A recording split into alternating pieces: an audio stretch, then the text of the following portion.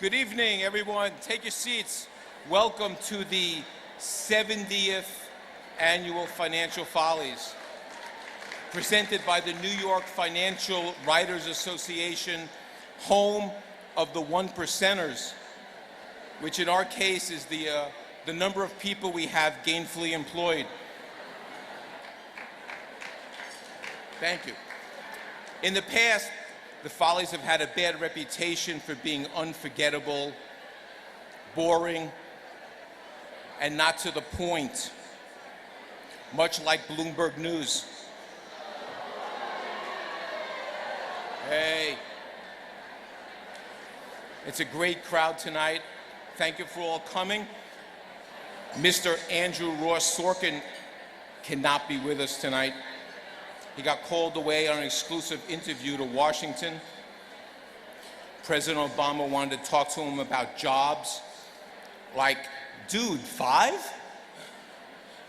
You got to show a little love to your other people. It's good to see a lot of PR executives out here tonight. The Follies sometimes pokes fun at Wall Street executives, at their foibles and missteps. And maybe I shouldn't say this, but there's an easier way to keep Wall Street executives out of the headlines and under the radar.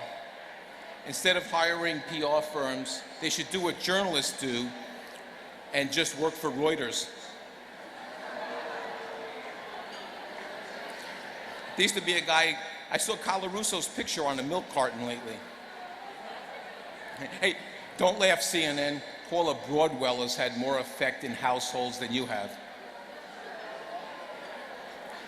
On a serious note, TD Ameritrade has been very generous tonight and has matched the bar bill during the cocktail hour, and it will make a donation to the American Red Cross, which will go to aid victims of Hurricane Sandy. And I just wanted to give them a round of applause. Thank you very much. And now, the Financial Follies.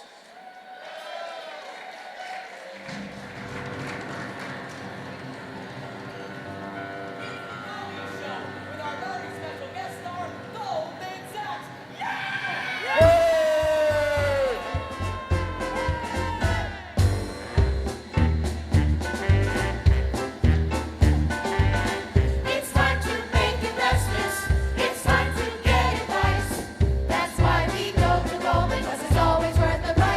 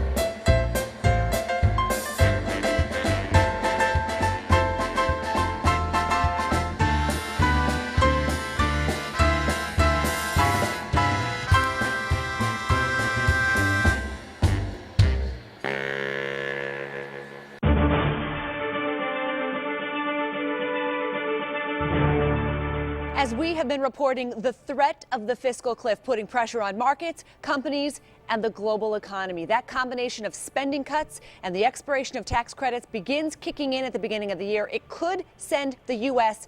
back into recession and add millions of people to the ranks of the unemployed. I want to bring in Chief Business Correspondent Ali Velshi to discuss. Ali, can you hear me? I can hear you. I can hear you. You talk a lot, Ali, of corporate leaders and policymakers who are tasked with trying to find solutions to avoiding the fiscal cliff and bring down the nation's debt. Do you get a sense, Ali, that they are earnest about their efforts, or is this all a lot of hot air? It really is a lot of wind here. So mostly wind and a lot of hot air at this point. I hear you. A lot of our viewers, they want to know, if we fall into this fiscal cliff, is there any way to get out? You can't get out. So why would members of Congress not be working around the clock to find a solution, Ali? Do they realize what's at stake? This is not a game. I've had a number of people say, why are you doing this? It seems unsafe. Unsafe. It's an absolute travesty. These elected leaders are playing Russian roulette with the American economy. I don't mean to mix nationalistic metaphors, but this is an outrage. And as members of the financial press, I don't think we should just stand here like 100-pound weaklings and let this happen. Put on a few pounds. I'll make sure I don't blow away. You may need more than a few pounds, Ali, and our elected leaders need a good kick in the pants. They, I think, are pretty clear on the back. They're going to get a wallop. A wallop indeed. Thanks for that insight, Ali. Keep it locked right here, folks, for the latest on the fiscal cliff negotiations in Washington.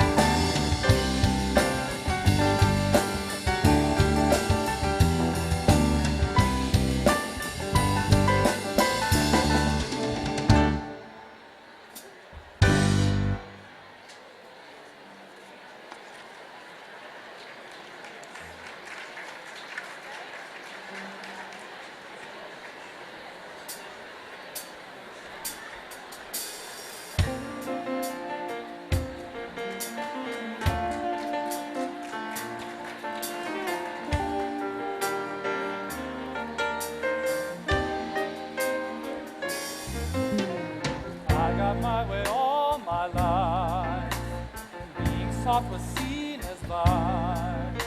Like the glass of the wine, so much business right, makes right my purview, safely down in just 10 days. The Obama's camp in disarray. So I told some lies, folks have no memory.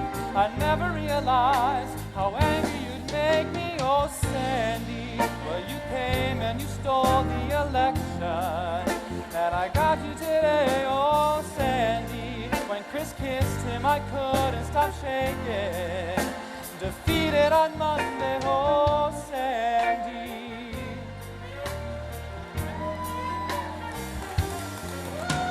I'm a man ahead of time, so sure the victory was mine. My army would be huge, with Navy ungiven, more horses, bayonets, and binders of women, oh Sandy. Well, you came and you screwed the election, and October's surprise, oh Sandy. No pact but could change your direction. You're Obama's sunrise, oh Sandy.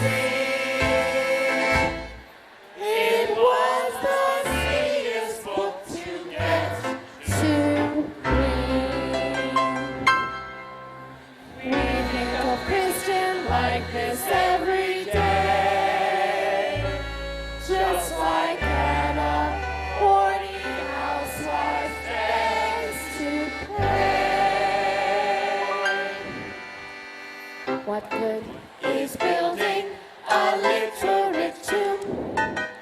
Brady is so passe. Publish the shades of gray old John.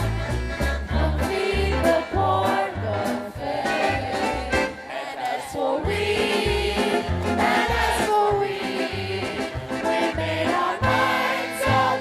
Thank you, Anna. We'll have sequels of Anna.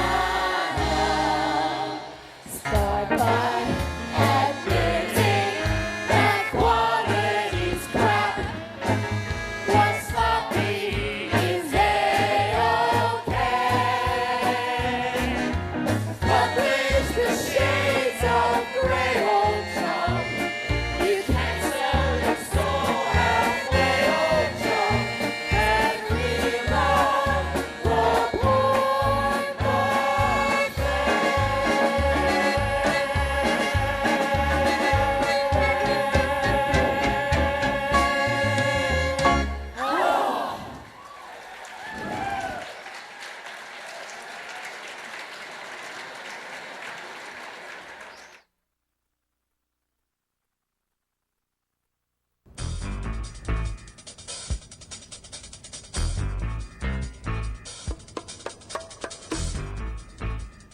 Hey everybody, listen up. Elizabeth says we need to do a video to attract summer interns. Why don't we just hire last year's interns? They can't be working. Actually, our interns are interning at Bloomberg now. Bloomberg? Why would they go to Bloomberg? The snacks. Well, hey, why don't we just steal CNBC's interns? No way they want to go out to Fort Lee. Why don't we just take them? CNBC's not in Fort Lee anymore. Where is it? Parsippany. Bloody hell. No, it's not Parsippany. It's Paramus. Maybe Secaucus? I think it's Morristown, but that's not the point. We need to attract summer interns. You know what happens if we don't get summer interns? We don't get iced coffee. So let's put our heads together and think. Why don't we steal Business Insider's interns? No, we can't do that. Henry Blodgett's paying them. He's paying them money? Who pays interns money? Bloomberg just pays them in snacks. No, he's paying them in shares. He gave them a buy rating and a $500 price target. Can he even do that? Isn't he banned from Wall Street? I don't know. They're interns. They don't know anything about Wall Street. That's it. We know Wall Street better than anyone because the street is literally on the street. We're the only ones. I can literally reach out and touch a Chinese tourist from my office. So why don't we make that the focus of the video? Introducing a brand new generation of journalists to the street. Hello, interns, and welcome to Wall Street. You see this building behind me? It's the New York Stock Exchange. At one time, thousands of traders used to work here. Now it's where Maria Bartiromo works, pretty much alone. Oh, they also do weddings and the occasional bar mitzvah here. Mazel tov. Did you know that George Washington spoke here at Federal Hall, and he slept down the street at Bronce's Tavern? You know who sleeps there now? This guy. And this is where traders named Sal smoke. How you doing? And this is where they eat. Yo, I'll take a veal parm. Got it. Cheers, interns. This is the world-famous Wall Street Bull statue. As you can see, his bollocks are bigger than his brains. Welcome to Wall Street. Hey kids, you know what they say about Wall Street? There's a river on one side and a graveyard on the other, and nowhere to run in between. Although, Tiffany's is always fun. Come on, let's go shopping. And here are our offices at the street, where our motto is, please, Kramer, don't get hit by a bus. Right, Ben Stein? Kramer. Check out our new studio at 14 Wall Street. It's totally new. It's systematic. It's hydromatic. It's ultramatic. Well, it's pretty cool. Finally, interns, this is Zuccotti Park, the famous Occupy Wall Street spot where thousands of jobless kids just like yourselves rose up and marched against the greedy investment banks. The same greedy investment banks that keep business journalists like us employed. Remember, interns, no Goldman Sachs, no Bloomberg snacks. We'll see you on the street.